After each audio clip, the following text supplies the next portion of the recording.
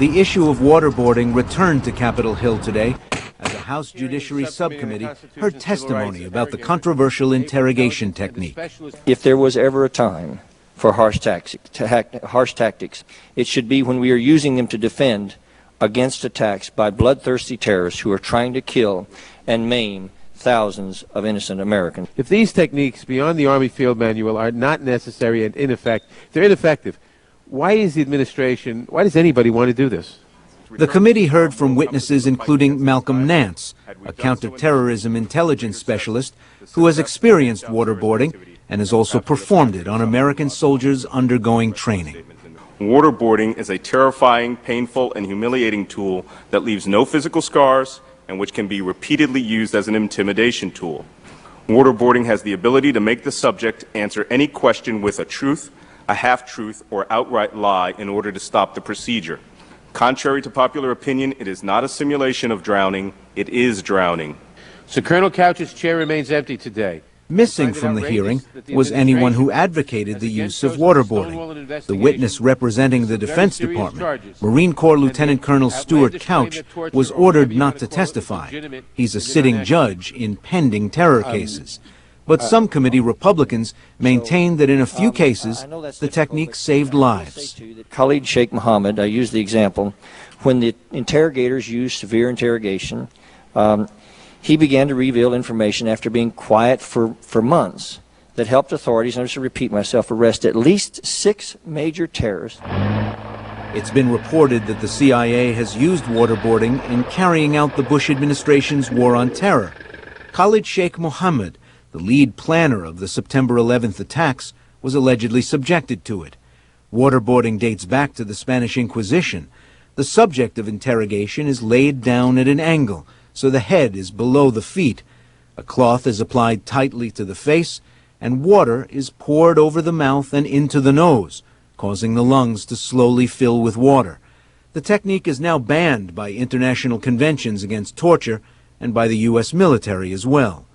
Waterboarding has grabbed headlines recently after the president's nominee for Attorney General, Michael Mukasey, refused to say whether the technique constitutes torture before the Senate Judiciary Committee. So is waterboarding constitutional?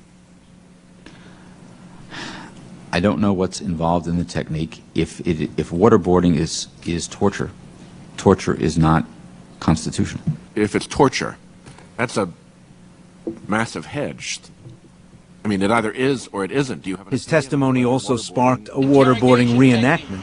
It is not an enhanced interrogation technique. It is torture. No, please, no. On Monday, protesters gathered outside the U.S. Department of Justice to demonstrate the technique. They branded it torture that the U.S. government passively condones. For more on all of this, we get 2 views. Former Senior Chief Petty Officer Malcolm Nance, who you just saw testifying before Congress, was a Navy instructor who trained SEALs to deal with waterboarding and other hostile interrogation techniques. He's now with a consulting company that does work for the U.S. government. And Neil Livingston, CEO of Executive Action, a risk management firm that consults for private businesses and the U.S. government on security and terrorism matters. He's written extensively on terrorism, intelligence, and national security issues. And as we mentioned, Malcolm Nance, this is something you've had done to you and done to others in the course of training. Explain the sensation. What is actually happening to someone who's being waterboarded? Well, as we said, you saw in that clip that we saw a little earlier, one of the problems that we have in this discussion is that for a long time people have been using the phrase simulated drowning. And there is a long history of waterboarding. It used to be called the drowning torture. The sensation is quite obvious that you're having large quantities of water poured into your sinus cavity and then into your mouth, and it's forced down your throat and then through into the trachea and then into your lungs. And the water doesn't generally stop until, of course, the time that the interrogator wants to ask you a question, and at that point they'll determine whether you're compliant or not, and if you're not compliant they will keep processing you until you are compliant, which means that you are answering questions. So your quarrel with calling it simulated drowning is that it is drowning, but it just isn't used to kill? Well, it's controlled drowning, and if done wrong by an unprofessional team or by an inexperienced team, you can kill that person quite easily. Neil Livingstone, do you agree with that definition, so that we're all talking about the same thing here? Yes, I mean, it's an extreme form of duress and that you can subject someone to. Is it torture? You know, this is where I have a couple of problems, and I think McCasey has a problem too.